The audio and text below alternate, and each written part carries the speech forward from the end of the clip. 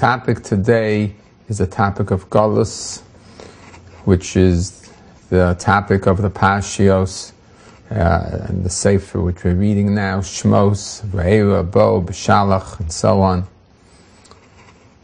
I wanted to give an overview, if you could, of the role of Golus in Jewish history. Clearly, it's a very important part of Jewish history. Our nation was born in the exile of Egypt and the Golus of Mitzrayim. Much of Jewish history has been spent in Golus, has been spent outside the land of Israel. What exactly is the role of Golus in the Jewish history and historical development? And how does Geula, redemption, come out of the Golus, come out of this exile, and what is the resolution of Golus with Geula? It'll be a topic which may take us a few sessions, and it's all related, of course, to our Pashios. Our shiur is dedicated to the memory of Rachel Leah Bas Reb Chaim Tzvi Oleh Shalom, and much of what we're saying is taken from Shem Shmuel, the sefer written by the second Sachatshava Rebbe on Chumash Bereshis and Shmos, etc. And this is mainly taken from his works on Shmos.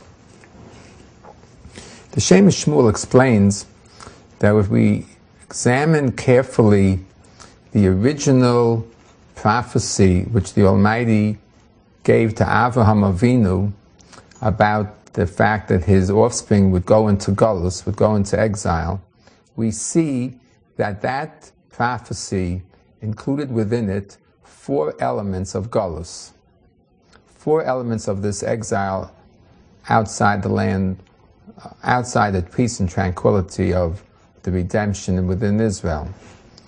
Hashem Yisborach tells Avraham Avinu in the Bris Bein Absarim, in Parshas Lech Lecha, he tells him, Ger yeh zaracha be'eretz lo lahem va'avadum v'inu osam abba meo shana.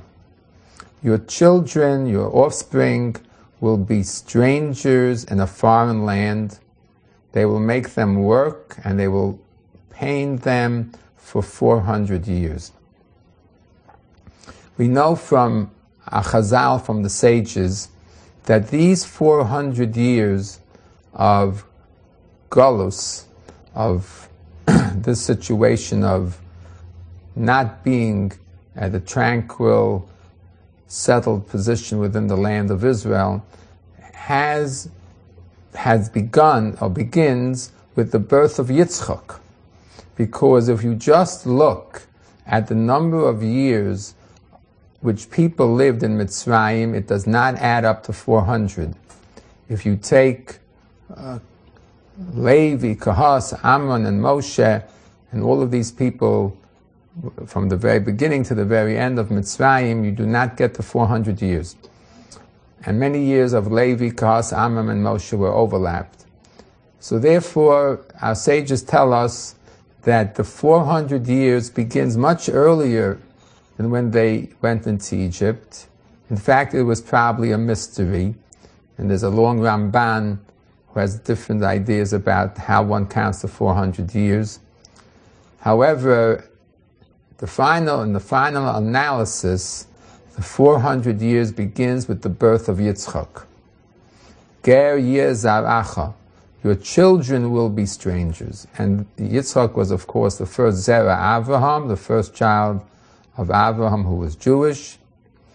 And so from the birth of Yitzchak begins the 400 years.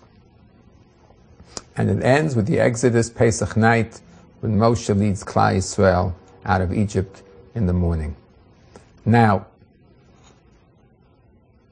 clearly, Avram Avinu, when he gave birth to Yitzchak, was living in Eretz Canaan, in the land of Israel.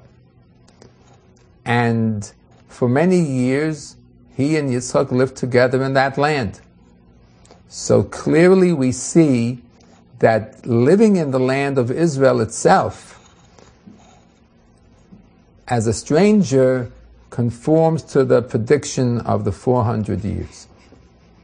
because Abraham and Yitzchak, and after him Yaakov, in the land of Israel, what gave him? They were strangers. They were not local residents. The civilization was run by the Canaanim and the other nations of the time. Abraham and Yitzchak, Yaakov were outsiders. That made them gave him, an outsider. They were still in the land of Israel, but the 400 years had begun. After many years, many years, Chazal say it was 190 years later. After 190 years in the land of Israel, Yaakov with the 70 offspring go down to Mitzrayim. And this begins the second stage of Ger, a stranger, Yeh Zar'acha be'eretz lo lahem, in a foreign land. They leave the confines of the land of Israel, which was the promised land, the land promised to them by Hashem, and they go live in Eretz Mitzrayim, in ancient Egypt, in Eretz Lo Lahem, a land which will never belong to them. So this is the second stage. And for